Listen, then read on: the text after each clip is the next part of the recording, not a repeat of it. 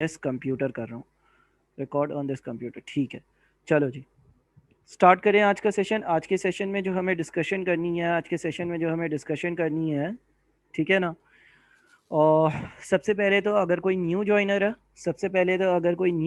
है तो वो मुझे 0345308631 इस नंबर पर व्हाट्सएप करेगा राइट आफ्टर द क्लास। और जब आप व्हाट्सएप करोगे तो मैं आप लोगों को ग्रुप में भी ऐड कर दूंगा, पिछली रिकॉर्डिंग जो है वो सारी भी प्रोवाइड कर दूंगा और गाइड कर दूंगा कि अभी तक क्या किया है। मैं आज जो है वो ये सब क्लास के बाद कर लूँगा। अच्छा, इसके अलावा अगर कभी भी आवाज़ जो है वो लैग कर रही हो, सही नहीं आ रही हो, स्क्रीन जो है वो गायब हो जाए, कोई भी ऐसा इशू हो तो आपने मुझे बताना है। मैं अपना इंटरनेट चेंज करूँगा, 2-3 मिनट का पॉज आएगा, लेकिन फिर चीज़ें बेहतर हो जाएंगी, सही हो जाएंगी। फाइनेंशियल मैथ्स जो है वो हम 2-3 क्लासेस डिस्कस कर चुके हैं। ठीक है, आफाक हम क्वेश्चंस भी सॉल्व करना स्टार्ट करेंगे। सब्र सब्र सब्र रखो, इंशाल्लाह सब होगा। अच्छा, आज जो हमें एक कॉन्सेप्ट डिस्कस करना है वो कॉन्सेप्ट डिस्कस करना है effective effective effective annual rate का, ठीक है ना, और कंटिन्यूस कंपाउंडिंग का। Continuous continuous compounding continuous compounding continuous compounding effective annual rate और कंटिन्यूस कंपाउंडिंग। कंटिन्यूस कंपाउंडिंग का फॉर्मूला है S is equals to P E की पावर आई एन। एक ये चीज़ डिस्कस करनी है और एक इफेक्टिव एनुअल रेट डिस्कस करना है, जिसका फॉर्मूला है 1 plus nominal rate upon M power M minus 1। ये दो बातें आज हमारे एजेंडे पे हैं। ठीक है, तो without wasting any time discuss करते हैं इफेक्टिव एनुअल रेट को। पहले इफेक्टिव एनुअल रेट को समझाने के लिए लेट से मैं एक बैंक ए की एग्जांपल लेता हूँ, एक बैंक बी रखता हूँ और एक बैंक सी रखता हूँ।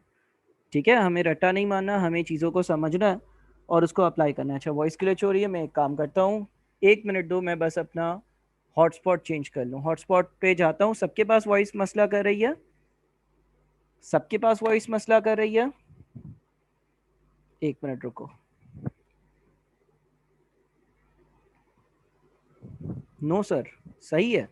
अच्छा, सही है ना, सबके पास सही है ना, बस कुछ लोगों के पास मसला कर रही है तो उनके नेट का मसला होगा। अगर ज़्यादा लोगों को मसला हो तो मुझे बताना। क्लियर है ना? सही है। अच्छा देखो, लेट से बैंक ए है। बैंक ए में तुमने 1 जनवरी 2015 वाले दिन 100 रुपये जमा करे। 1 जनवरी 2015 वाले दिन 100 रुपये जमा करे और इससे तुमने बोला कि हम लोग जो है ना आपको 10% पर एनम कंपाउंड इंटरेस्ट पे करेंगे। इसका मतलब ये है कि पहले साल का 100 पर 10% आपको इंटरेस्ट मिलेगा और आपके पैसे पहले साल के आखिर में 110 हो जाएंगे। ठीक है, ये आपकी 31 दिसंबर 2015 वाली पोजीशन है। 10% पर एनम कंपाउंड इंटरेस्ट और साथ में लिखा हुआ था कंपाउंडेड एनुअली, कंपाउंडेड एनुअली। ठीक है। अच्छा, बैंक बी जो है उसने कहा था कि हम आपको 10% पर एनम इंटरेस्ट देंगे, लेकिन साथ में लिखा हुआ था compounded semi annually. Compounded semi annually, compounded semi annually का मतलब ये है कि साल में 2 बार। कंपाउंडेड सेमी एनुअली का मतलब है साल में 2 बार। ठीक है ना, कंपाउंडेड सेमी एनुअली का मतलब है साल में 2 बार। साल में 2 बार का मतलब ये है कि अगर 1 जनवरी 2015 वाले दिन अगर 1 जनवरी 2015 वाले दिन अगर 1 जनवरी 2015 वाले दिन इस बैंक में 100 रुपये जमा हुए होंगे, अगर 1 जनवरी 2015 वाले दिन इस बैंक में 100 रुपये जमा हुए होंगे तो पहली बार जो इंटरेस्ट मिलेगा वो 100 पर 10%। और क्योंकि कंपाउंडेड सेमी एनुअली है, कंपाउंडेड सेमी एनुअली है तो 6/12 से मल्टीप्लाई, यानी कि 5 रुपये का इंटरेस्ट मिलेगा। कब? 6 महीने बाद, यानी कि 30 जून वाले दिन। 30 जून 2015 वाले दिन। और 30 जून 2015 वाले दिन आपके बैंक का बैलेंस हो जाएगा 105। ये क्यों हुआ? इसलिए क्योंकि बैंक ने बोला था 10% पर एनम, पूरे साल का रेट 10% है, साथ में लिखा हुआ था कंपाउंडेड सेमी एनुअली। जब लिखा हुआ हो कंपाउंडेड सेमी एनुअली तो इसका मतलब ये है कि 6 महीने पर कंपाउंडिंग होगी और 6 महीने पर आपके अकाउंट में इंटरेस्ट ऐड होगा। अगली बार क्या होगा, अगली बार इस 105 पर 10% इंटू 6/12, यानी कि वापस से 6 महीने का आपके अकाउंट में पैसा जमा होगा। 105 का 10% इंटू 6/12 कितना बनता है? ये बन जाता है आपका 5.25। 5.25 यानी कि पहले साल के आखिर में इस अकाउंट में, पहले साल के आखिर में इस बैंक अकाउंट में टोटल कितने पैसे हो जाएंगे? पहले साल के आखिर में इस अकाउंट में टोटल 110.25 हो जाएंगे। रुको मैं इंटरनेट चेंज ही कर दूं, नेट चेंज करता हूं, रुको।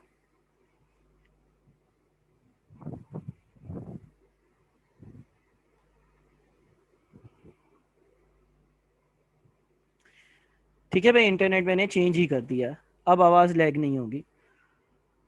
देखो बैंक ए था, बैंक ए में अगर तुमने 100 रुपये जमा करे, मैंने इंटरनेट चेंज कर दिया, प्रॉब्लम नहीं होगी। अब प्रॉब्लम तो नहीं हो रही ना?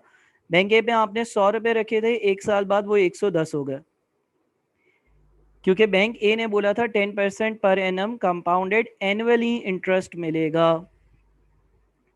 लेकिन जो बैंक बी है उसने बोला था कि इंटरेस्ट मिलेगा 10% पर एनम कंपाउंडेड सेमी एनुअली। 10% पर annum compounded semi annually. Compounded semi annually का मतलब ये है कि हर 6 महीने पर आपके बैंक अकाउंट में इंटरेस्ट जमा होगा। तो इसका मतलब ये है कि अगर आप 100 रुपये जमा करोगे, पहली बार 5 रुपये का इंटरेस्ट मिलकर ये पैसे 105 हो जाएंगे। अगली बार 105 के 10% इंटू 6/12 यानी कि 5.25 बैंक अकाउंट में ऐड होंगे, और एक साल के आखिर में, पहले साल के आखिर में आपके बैंक अकाउंट का बैलेंस 110.25 हो जाएगा। ठीक है, ये बात समझ में आती है? ये कब होगा? ये तब होगा जब सवाल में लिखा हुआ हो compounded semi annually. Compounded semi annually के केसेस में हर 6 महीने पर आपके बैंक अकाउंट में इंटरेस्ट ऐड किया जाता है। हर 6 महीने पर अगर बैंक अकाउंट में इंटरेस्ट ऐड किया जाता है तो पहली बार 100 के 10% का 6/12, 6 महीने की वजह से 5 रुपये। अगली बार 105 के 10% का 6/12 यानी कि 5.25। अब देखो यहाँ पर हो ये रहा है, यहाँ पर हो ये रहा है कि बैंक ए ने जो रेट मुझे बोला है, जो बैंक ए ने रेट मुझे बोला है, जो रेट बैंक ए ने मुझे बताया है, जो रेट बैंक ए ने मुझे बोला है वो 10% है। बैंक ए ने जो रेट मुझे बोला है वो 10% है। जो रेट बैंक ए ने बोला है वो 10% है। अच्छा, बैंक बी ने भी क्या रेट बोला है? बैंक बी ने भी 1 साल का रेट 10% बोला है। ठीक है, ये जो रेट बैंक कोट करता है या बैंक बोलता है, तुम यूँ लिख लो, जो रेट बैंक बोलता है, बताता है, जो रेट बैंक बोलता है, जो रेट बैंक बताता है, वो कहलाता है नॉमिनल रेट। Nominal rate. जो रेट बैंक बोलता है, जो रेट बैंक बताता है, वो क्या कहलाता है? वो कहलाता है नॉमिनल रेट। लेकिन तुम इसको यूं सोचो कि बैंक ए में तुमने जब 100 रुपये जमा करे थे वो एक साल बाद 110 हो रहे हैं। बैंक ए में तुमने 100 रुपये जमा करे थे वो एक साल बाद 110 हो रहे हैं। बैंक ए में तुमने अगर 100 रुपये जमा करे थे, बैंक ए में अगर तुमने 100 रुपये जमा करे थे और वो एक साल बाद 110 हो रहे हैं, तो हकीकतन बैंक ए तुम्हें 10% इंटरेस्ट ही दे रहा है सालाना। सालाना, ठीक है ना, सालाना, एनुअल। लेकिन बैंक बी में जब तुमने 100 रुपये जमा करे थे, बैंक बी में जब तुमने 100 रुपये जमा करे थे, तो वो बैंक बी के 100 रुपये एक साल बाद कितने हो गए? बैंक बी के 100 रुपये एक साल बाद 110.25 हो गए। बैंक बी के 100 रुपये एक साल बाद 110.25 हो गए। तो यार अगर मेरे 100 रुपये एक साल बाद 110.25 हो जाते हैं, तो इसका मतलब तो ये है कि बैंक बी से मुझे जो सालाना बुनियाद पर इंटरेस्ट मिल रहा है वो तो 10.25% है। ये जो रेट बैंक देता है, जो रेट बैंक देता है, जो रेट तुम यूं लिख लो, जो रेट बैंक देता है वो क्या कहलाता है? Effective annual rate. सालाना बुनियाद पर, सालाना बुनियाद पर जो इंटरेस्ट मुझे मिल रहा होता है, सालाना बुनियाद पर जो इंटरेस्ट मुझे मिल रहा होता है वो इफेक्टिव एनुअल रेट कहलाता है। बैंक ए ने मुझे ये कहा था कि हम आपको 10% इंटरेस्ट देंगे और वाकई एक साल का 10% इंटरेस्ट दिया है, तभी मेरे 100 रुपये एक साल बाद 110वें हैं। जबकि बैंक बी ने मुझे बोला था कि 10% का इंटरेस्ट होगा, ये नॉमिनल रेट हुआ, बट बैंक बी में मेरे 100 रुपये एक साल बाद 110 नहीं, बल्कि मेरे 100 रुपये एक साल बाद 110.25 हो रहे हैं। तो अगर ये 110.25 हो रहे हैं, तो इफेक्टिवली अगर मेरे 100 रुपये एक साल की बुनियाद पर अगर बात करें 10.25 हो रहे हैं, तो सालाना जो इंटरेस्ट मुझे बैंक बी से मिल रहा है वो तो मुझे 10.25% मिल रहा है। वो मुझे 10% थोड़ी मिल रहा है, वो तो मुझे 10.25% मिल रहा है। ठीक है, तो इसका मतलब नॉमिनल रेट एक चीज़ है जो बैंक बोलता है, बैंक ए और बैंक बी का हमारी मिसाल के हिसाब से दोनों का नॉमिनल रेट कितना है, 10%, 10%। और एक चीज कहलाती है इफेक्टिव एनुअल रेट, सालाना बुनियाद पर कितना सूद मिल रहा है, कितना इंटरेस्ट मिल रहा है। बैंक ए से 10% ही मिल रहा है, जबकि बैंक बी से 10.25% मिल रहा है। ये कहलाएगा इफेक्टिव एनुअल रेट। अच्छा, अगर बैंक ए में एक और साल पैसे रहने दूं, अगर बैंक ए में एक और साल पैसे रहने दूं, अगर बैंक ए में एक और साल पैसे रहने दूं, देखो 1 जनवरी 2016 का बैंक अकाउंट का बैलेंस होगा 110। अगर एक और साल बैंक ए में पैसे रहने दूं, तो एक और साल अगले साल का इंटरेस्ट कितना मिलेगा, अगले साल का इंटरेस्ट होगा 110 का 10%। 110 का 10% यानी कि 11 रुपए का इंटरेस्ट होगा। यानी कि 31 दिसंबर 2016 को मेरे बैंक अकाउंट में कितने पैसे हो जाएंगे, 121। ये बात क्लियर है? 121, 132 नहीं अहमद, 121 था। 110 रुपए पर 10% इंटरेस्ट मिलेगा तो 11 बनता है और 121 हो जाएंगे। अच्छा, बैंक बी में एक और साल अगर मैं पैसे रहने दूं, बैंक बी में अगर एक और साल पैसे रहने दूं, बैंक बी ने कंपाउंडेड सेमी एनुअली बोला है, बैंक बी ने कंपाउंडेड सेमी एनुअली बोला है, यानी कि हर 6 महीने पर इंटरेस्ट का हिसाब किताब होता है। और अगर हर 6 महीने पर इंटरेस्ट का हिसाब किताब होता है, अभी हम सी बैंक को छोड़ देते हैं, हर 6 महीने पर इंटरेस्ट का अगर हिसाब किताब होता है, तो अगली बार इंटरेस्ट बैंक अकाउंट में कब ऐड होगा, 30 जून 2016 वाले दिन, जब 6 महीने पूरे होंगे।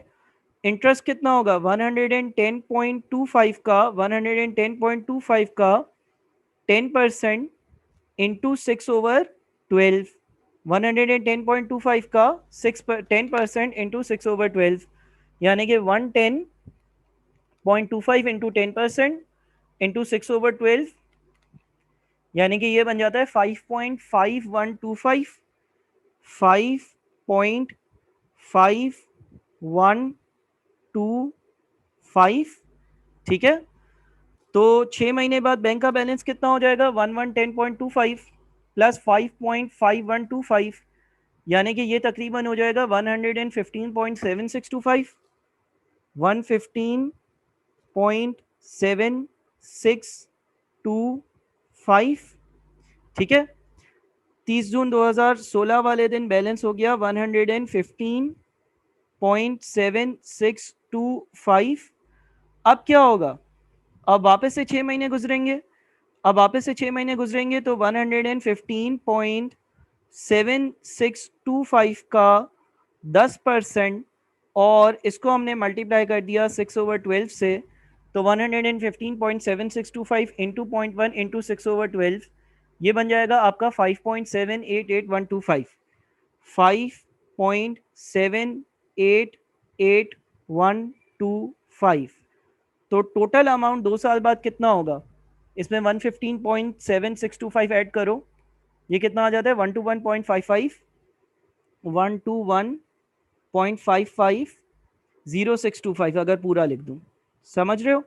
देखो बैंक बी में क्या हो रहा है, बैंक बी में आपको 2 सालों में, 2 सालों की वर्किंग करी है दोनों बैंक्स की मैंने, 2 साल की वर्किंग करी है दोनों बैंक्स की मैंने।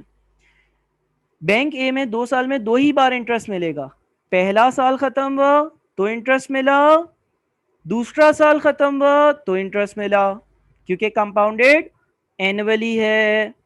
लेकिन बैंक बी में आपको 2 सालों में 4 बार इंटरेस्ट मिलेगा, क्योंकि कंपाउंडेड सेमी एनुअली है, कंपाउंडेड सेमी एनुअली है।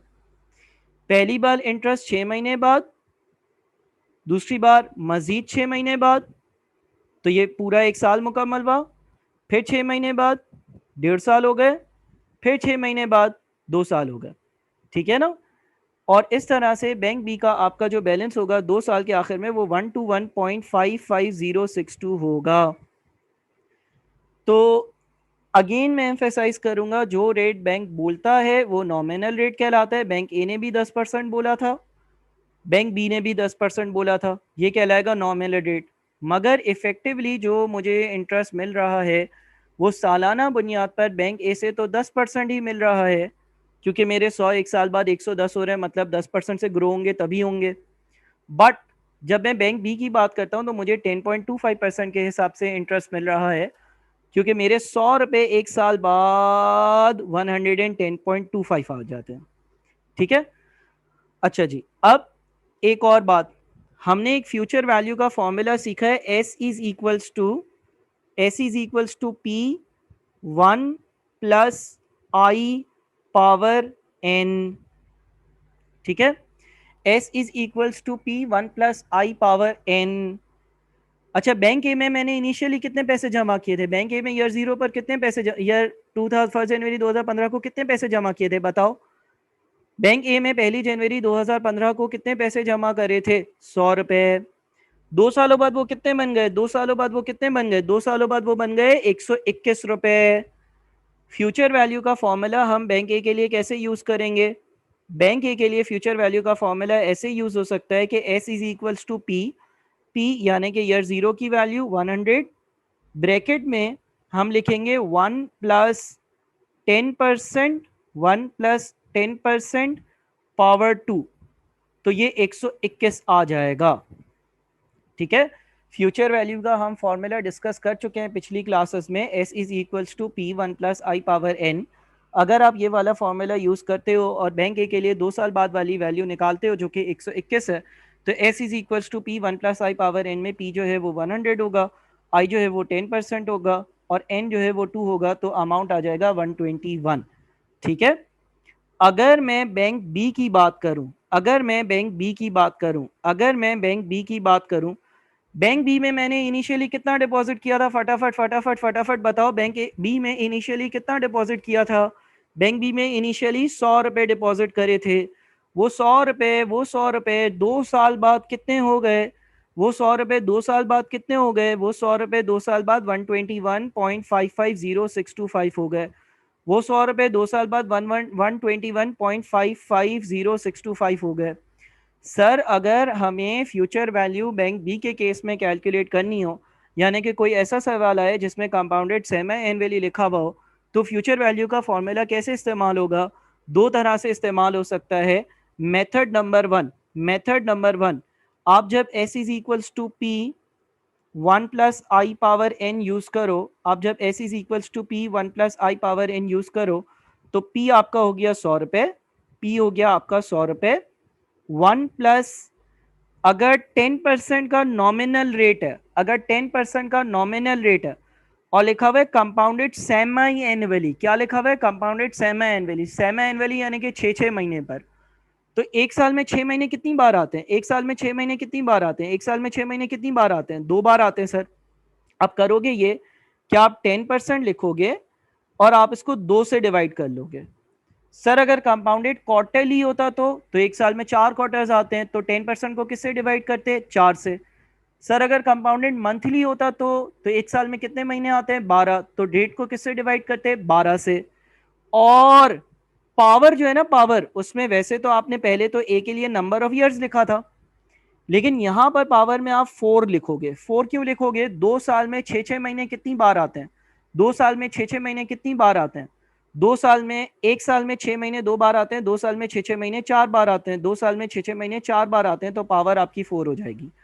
अगर आप ये फॉर्मूला लगाओगे, मैं वापस से रूल रिपीट करता हूं, अगर कंपाउंडेड सेमी एनुअली है तो रेट को 2 से डिवाइड करना है और नंबर ऑफ ईयर्स को 2 से मल्टीप्लाई करना है। अगर कंपाउंडेड मंथली है तो रेट को 12 से डिवाइड करना है, नंबर ऑफ ईयर्स को 12 से मल्टीप्लाई करना है। अगर कंपाउंडेड क्वार्टरली है तो रेट को 4 से डिवाइड करना है, नंबर ऑफ ईयर्स को 4 से मल्टीप्लाई करना है। तो इससे क्या आंसर आता है? देखो जरा, क्या आंसर सही आ रहा है? चेक करके बताओ जरा कोई। अगर इससे हम सॉल्व करेंगे तो 1 to 1.5 550625 सही आंसर आ रहा है। ये पहला मेथड है। पहले मेथड में आप क्या करोगे, पहले मेथड में आप क्या करोगे, जो आपको नॉमिनल रेट दिया हुआ है, जो आपको नॉमिनल रेट दिया हुआ है वो नॉमिनल रेट यूज करोगे, लेकिन कंपाउंडेड सेमी एनुअली है तो 2 से डिवाइड करोगे और नंबर ऑफ ईयर्स को 2 से मल्टीप्लाई करोगे। दूसरा मेथड ये है, दूसरा मेथड ये है बी के केस में कि आप S is equals to P यानी कि 100 मल्टीप्लाइड बाय 1 प्लस आई की जगह इफेक्टिव एनुअल रेट लिखोगे। आई की जगह इफेक्टिव एनुअल रेट लिखोगे। बैंक बी का इफेक्टिव एनुअल रेट कितना है, बैंक बी का इफेक्टिव एनुअल रेट है 10.25%। बैंक बी का इफेक्टिव एनुअल रेट कितना है, बैंक बी का इफेक्टिव एनुअल रेट है 10.25%। लेकिन जब आप इफेक्टिव एनुअल रेट लिखोगे तो पावर में फिर नंबर ऑफ ईयर्स ही लिखोगे, लेकिन जब आप इफेक्टिव एनुअल रेट लिखोगे तो पावर में फिर नंबर ऑफ ईयर्स ही लिखोगे। तो 1 प्लस 10.25% पावर 2 मल्टीप्लाइड बाय 100, इससे भी आपका आंसर 121.55 121.550625 आएगा। ठीक है, 121.550625 आएगा। सही है ना। इफेक्टिव एनुअल रेट कैलकुलेट करने का एक फॉर्मूला भी है, वो भी हम देखते हैं। फिलहाल हमने एक लॉजिक यूज करी है, लॉजिक ये यूज करी है कि यार अगर मैंने बैंक बी में 100 रुपए इन्वेस्ट करे थे और वो 100 रुपए एक साल बाद 110.25 हो जाते हैं, तो इसका मतलब सालाना बेसिस पर बैंक बी मुझे 10.25% इंटरेस्ट दे रहा है। आई रिपीट, मैंने अभी फॉर्मूला बताना है, लेकिन फॉर्मूले के बगैर हमने इफेक्टिव एनुअल रेट कैसे डिटरमाइन किया। मैंने ये सोचा कि यार बैंक बी में मैंने 100 रुपए जमा करवाए थे और अगर वो 100 रुपए एक साल के बाद 110.25 हो जाते हैं तो इसका मतलब तो ये हुआ कि ये वाला बैंक मुझे 10.25% का इंटरेस्ट दे रहा है। इसका मतलब तो ये हुआ कि बैंक बी मुझे 10.25% इंटरेस्ट दे रहा है। बहरहाल, अगर किसी सवाल में इफेक्टिव एनुअल रेट कैलकुलेट करना पड़े तो उसका क्या फॉर्मूला है, उसका ये वाला फॉर्मूला है।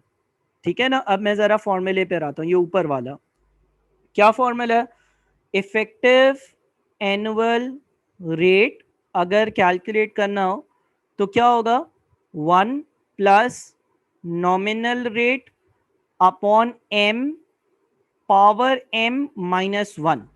सर अप्लाई कैसे होगा ये फॉर्मूला, आप इस फॉर्मूले को अप्लाई कैसे करोगे। देखो सबसे पहले तो लिखा 1, सही है, plus nominal rate.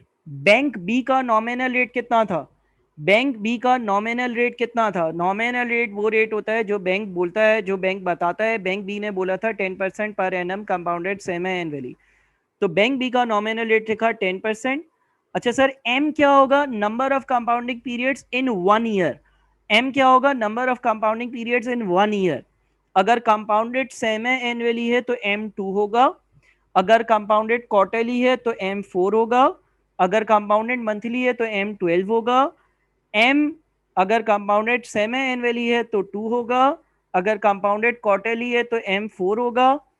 Power 2 minus 1, इसको जरा अगर सॉल्व करते हो तो 0.1 divided by 2 plus 1, power 2 minus 1, ये आ रहा होगा आपके पास 0.1025 और परसेंटेज में कन्वर्ट करोगे तो 10.25%। 10.25% यानी कि इफेक्टिव एनुअल रेट ढूंढने का ये फॉर्मूला है। इफेक्टिव एनुअल रेट ढूंढने का ये फॉर्मूला है। ठीक है, I repeat, effective annual rate ढूंढने के लिए 1 plus nominal rate divided by M power M minus 1। हम एक एक्सरसाइज और भी करते हैं जिससे इफेक्टिव एनुअल रेट को पक्का कर लें। यहाँ पर मेरा इफेक्टिव एनुअल रेट कितना आ रहा है, यहाँ पर मेरा इफेक्टिव एनुअल रेट 10.25% आ रहा है। यहाँ पर मेरा इफेक्टिव एनुअल रेट कितना आ रहा है, यहाँ पर मेरा इफेक्टिव एनुअल रेट 10.25% आ रहा है। एन आर क्या होगा, नॉमिनल रेट। एम क्या होगा, number of compounding periods in 1 year. Power में भी 2 डाला और -1 किया। ठीक है, मैं दोबारा से इस स्क्रीन की पिक्चर ले लो, इस स्क्रीन पर कोई सिग्निफिकेंट इशू नहीं है तो बताओ। फिर मैं जो है वो बैंक सी की एक एग्जांपल लेता हूँ कंपाउंडेड क्वार्टरली, जिसमें हम दोबारा से इसको डिस्कस करते हैं। ठीक है, number of compounding periods in a year, बिल्कुल सही कह रहे हो अहमद। ठीक है भाई, कोई सिग्निफिकेंट इशू तो नहीं है, नो इश्यूज लिख दो। अगर छोटा मोटा इशू है तो अभी बैंक सी की एग्जांपल करते हैं, उससे इसको देख लेते हैं। स्क्रॉल डाउन कर दूं,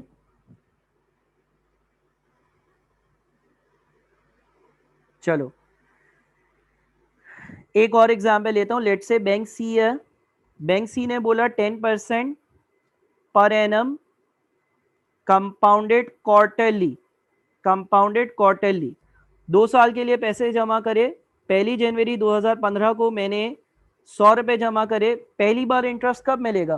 पहली बार इंटरेस्ट 3 महीने बाद। एक साल में 4 क्वार्टर्स अगर हो तो 3 महीने, जनवरी फरवरी मार्च, जनवरी फरवरी मार्च। तो किस तरह से इंटरेस्ट मिलेगा? 100 इंटू 10% इंटू 3/12। 3/12 क्यों? पूरे साल में 12 महीने होते हैं और एक क्वार्टर में 3 होते हैं।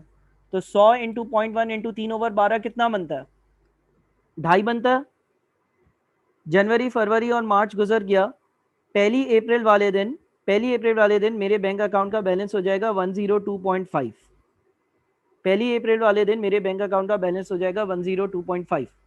फिर अप्रैल में और जून जब गुजर जाएगा तो वापस से मुझे 102.5 into 10%, 102.5 into 10% into 3/12, 102.5 into 10% into 3/12, 102.5 into 10% into 3/12 कितना इंटरेस्ट मिलेगा? कितना इंटरेस्ट मिलेगा? 2.5625। तो फिर ये पैसे कितने हो जाएंगे? इसमें 102.5 ऐड करो, कोई साथ साथ वर्किंग करते रहना ताकि कोई गलती ना हो। ये बन जाता है 105.0625। फिर जुलाई अगस्त सितंबर गुजरेगा तो 1 अक्टूबर को क्या होगा? वापस से इंटरेस्ट मिलेगा 105.0625 इंटू 10% इंटू 3/12। कितना इंटरेस्ट बनता है? 105.0625 इंटू 10% इंटू 3/12 कितना इंटरेस्ट बनता है? 2.62, 2.62 656 65625। ठीक है, फिर ये कितना हो जाएगा? इसमें ज़रा 105.0625 को ऐड करते हैं तो ये हो जाएगा 107.107.6890625। फिर वापस से अक्टूबर नवंबर दिसंबर 3 महीने गुजरेंगे तो मुझे 107.6890625 इंटू 10% इंटू 3/12 कितना इंटरेस्ट मिलेगा? इसके 10%, इसका 10% लो और उसको 3/12 से मल्टीप्लाई करो तो 2.69, 2.69 222 222 6563 6563। यानी कि पहले साल के आखिर में बैंक बैलेंस कितना हो जाएगा? 107.6890625 को ऐड करूं अगर तो 110.128.12891 बनता है। अच्छा, अगर मैंने 2 साल के लिए पैसे जमा करे थे, 2 साल के लिए पैसे जमा करे थे अगर, तो ये तो पहले साल के आखिर का बैलेंस है ना, ये तो पहले साल के आखिर का या दूसरे साल के बिल्कुल स्टार्ट का बैलेंस है।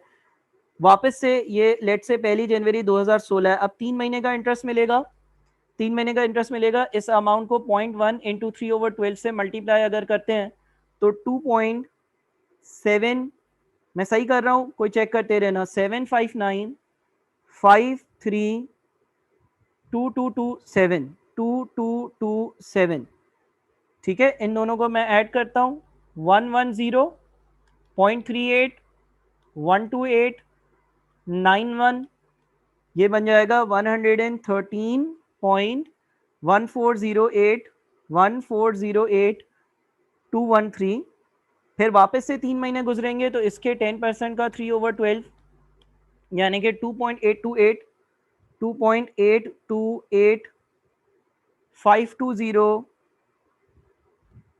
533 और पैसे कितने हो जाएंगे इसमें? 113.1408 213 को ऐड अगर करते हैं तो ये बन गए 115.96 934 फिर वापस से 3 महीने गुजरे तो 0.1 इंटू 3/12 यानी कि 2.899 2.899 233 233 546 546 ठीक है, इसको ऐड किया 115.96 934 18 में, तो ये बन जाता है आपका 118.8685 8685 753, फिर इसके 10% का 3/12 यानी कि 2.971 2.971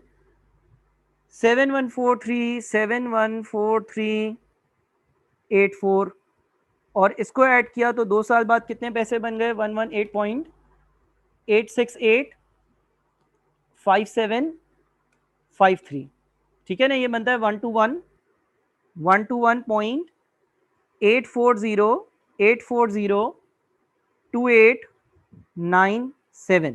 ठीक है ना? अच्छा जी, अब देखो ज़रा गौर से सुनो। 1 जनवरी, मैं रिपीट कर रहा हूँ, 1 जनवरी 2015 को आपने बैंक में 100 रुपये जमा करे, ठीक है?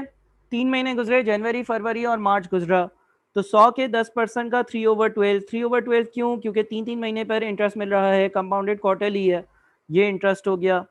1 अप्रैल को ये पैसे बन गए, फिर इसके 10% का 3/12, इसके 10% का 3/12 जो है ये इंटरेस्ट मिल गया, 6 महीने गुजर गए, फिर इसके 10% का 3/12 ये इंटरेस्ट बन गया, 9 महीने गुजर गए, फिर इसके 10% का 3/12 ये इंटरेस्ट बन गया, 1 साल पूरा हो गया, 1 साल पूरा हो गया, 1 साल पूरा हो गया। अगले साल के पहले 3 महीने का इंटरेस्ट ऐसे ही कैलकुलेट किया है, इसका 10%, इसका 10% और मल्टीप्लाइड बाई 3/12, फिर ये अमाउंट बन गया। फिर अगला इंटरेस्ट कैसे कैलकुलेट किया? अगेन इसके 10% का 3/12, तो ये इंटरेस्ट बन गया, ठीक है ना? ये 1 साल 3 महीने, 1 साल 6 महीने, 1 साल 9 महीने, और ये पूरे के पूरे 2 साल, ठीक है? अच्छा, बैंक सी ने क्या रेट बोला था? बैंक सी ने कितना रेट बोला था? बैंक सी ने क्या बोला था? 10% पर annum compounded quarterly, compounded quarterly बोला था, इसीलिए तो साल में 1, 2, 3, 4 बार इंटरेस्ट मिल रहा है। क्वार्टर का क्या मतलब होता है? 1 साल के 4 हिस्से करना, दूसरे साल में वापस से 1, 2, 3 और 4 बार इंटरेस्ट मिल रहा है। ये जो बैंक रेट बोलता है वो क्या कहलाता है? जो रेट बैंक बोलता है वो क्या कहलाता है? बताओ। जो रेट बैंक ने बोला है, जो रेट बैंक ने बोला है, जो रेट बैंक बोल रहा है, वो रेट क्या कहलाता है? वो कहलाता है नॉमिनल रेट। तो बैंक सी का नॉमिनल रेट क्या है? बैंक सी का नॉमिनल रेट क्या है? 10%।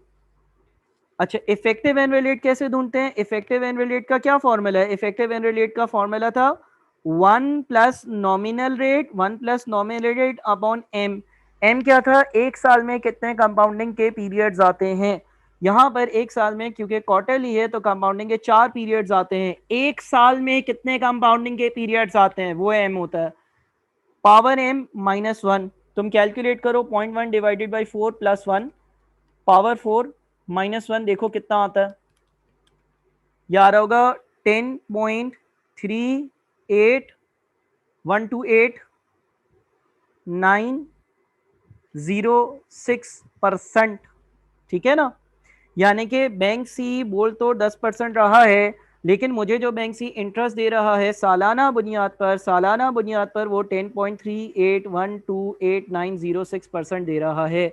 और ये बात यहाँ से भी साबित हो रही है कि मेरे 100 रुपये 1 साल बाद, मेरे 100 रुपये 1 साल बाद अगर 10% से बढ़ाए जाएं तो 110.38128991 ही बनते हैं, ठीक है? समझ रहे हो बात को? इफेक्टिव एनुअल रेट मुझे ये बताता है सालाना बुनियाद पर मुझे कितना इंटरेस्ट मिल रहा। अच्छा, अगर कोई मुझसे फ्यूचर वैल्यू पूछता, अगर मुझसे कोई फ्यूचर वैल्यू पूछता, तो एक तरीका ये था, S is equals to P 1 + I, यानी कि nominal rate, divided by M. 1 साल में कंपाउंडिंग के कितने पीरियड हैं? 4। पावर कितनी, पावर कितनी, पावर कितनी, पावर कितनी, बताओ। 2 साल में कितने क्वार्टर आते हैं? 8। इससे अगर कैलकुलेट करोगे तो 0.1 डिवाइडेड बाई 2 + 1 पावर 8 इंटू 100, तुम्हारा आंसर जो है ना, वो चेक करो जरा कितना बनता है।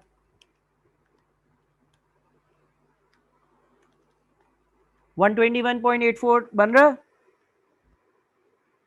यानी कि यही बन रहा है, सेम बन रहा है। दूसरा तरीका क्या है, दूसरा तरीका क्या है, दूसरा तरीका क्या है, दूसरा तरीका ये है कि आप आई की जगह क्या यूज करो, इफेक्टिव एनुअल रेट यूज करो, यानी कि S is equals to P, यानी कि 100 multiplied by 1 plus effective annual rate जो कि 10.3812 कर देता हूं, 13% है, पावर 2। लेकिन जब आप इफेक्टिव एनुअल रेट यूज करोगे तो पावर में नंबर ऑफ ईयर्स लिखोगे, जब आप इफेक्टिव एनुअल रेट यूज करोगे तो पावर में नंबर ऑफ ईयर्स लिखोगे, नंबर ऑफ क्वार्टर्स नहीं लिखोगे, नंबर ऑफ ईयर्स लिखोगे, नंबर ऑफ क्वार्टर्स नहीं लिखोगे। ठीक है ना, इससे सॉल्व करो तो भी तुम्हारा आंसर 121.84 बनता है, सेम आंसर बनता है, सेम आंसर बनता है। ठीक है, इसको जरा दोबारा देखोगे तो बात तुम्हारे मजीद क्लियर हो जाएगी, इसको जरा दोबारा देखोगे तो बात तुम्हारे मजीद क्लियर हो जाएगी। ठीक है, अच्छा तो दो चीजें आज डिस्कस करनी थी, एक चीज हमें डिस्कस करनी थी इफेक्टिव एनुअल रेट, ये हमने डिस्कस किया। आप इसकी अच्छे से जब रिवीजन करोगे तो आपको ये चीज पक्की हो जाएगी, फिर सवालात में इसकी एप्लीकेशन क्या है वो हम डिस्कस करेंगे। दूसरी जो चीज मुझे डिस्कस करनी है वो है कंपाउंडेड कंटिन्यूअसली। कितने लोग कंपाउंडेड कंटिन्यूअसली को जानते हो, कितने लोगों को कंपाउंडेड कंटिन्यूअसली का फॉर्मूला पता है, बताओ जरा। और कंपाउंडेड कंटिन्यूअसली के फॉर्मूले में जो जो एलिमेंट्स आते हैं, कंपाउंडेड कंटिन्यूअसली के फॉर्मूले में जो जो एलिमेंट्स आते हैं वो भी बताओ मुझे। कंपाउंडेड कंटिन्यूअसली का फॉर्मूला क्या होता है, S is equals to P E की पावर आई एन। ठीक है ना, कभी कभार सवाल आपको बोलेगा कि कंपाउंडेड कंटिन्यूअसली है, ठीक है ना, तो क्या करोगे ये डिस्कस करते हैं। अच्छा, कंपाउंडेड कंटिन्यूअसली का भी ई ए आर होता है, वो मैं जो हैंड आउट है आप लोगों का फाइनेंशियल मैथ्स का वो करवाते वक्त डिस्कस करूंगा, उसका भी सवाल आ सकता है। अच्छा, कंपाउंडेड कंटिन्यूअसली के केसेस में सवाल आपको बोल देगा कि कंपाउंडेड कंटिन्यूअसली है, एक इंटरेस्ट का रेट दे देगा मिसाल के तौर पर 10%, नंबर ऑफ ईयर्स दे देगा यानी कि एन दे देगा मिसाल के तौर पर 2। ठीक है ना, और बोलेगा यार आज आपने 100 रुपए इन्वेस्ट किए थे, आज आपने 100 रुपए इन्वेस्ट किए थे, सवाल कैसा आएगा, आज आपने 100 रुपए इन्वेस्ट किए थे, 2 सालों के लिए किए थे, 10% के रेट पर किए थे, और कंपाउंडेड कंटिन्यूअसली है, कंपाउंडेड कंटिन्यूअसली है, कंटिन्यूअस कंपाउंडिंग हो रही है। अब इसको ज्यादा डिटेल में पढ़ने की जरूरत नहीं है क्योंकि कभी कभार इसका सिंपल सा सवाल आता है, सवाल में लिखा हुआ होता है कि कंपाउंडेड कंटिन्यूअसली है, रेट 10% है, नंबर ऑफ ईयर्स 2 है, और 100 की प्रेजेंट वैल्यू है, बताओ फ्यूचर वैल्यू क्या होगी। ठीक है, हाँ इसका ई ए आर कैसे निकालना है वो जब हम हैंड आउट करेंगे उसमें डिस्कस करेंगे। तो आप सिंपली क्या करोगे, S is equals to P, P की जगह 100 लिखा, मल्टीप्लाइड बाई ई की पावर आई यानी कि 10% इंटू एन यानी कि 2। ठीक है ना, ठीक है भाई, तो बताओ क्या आंसर आता है,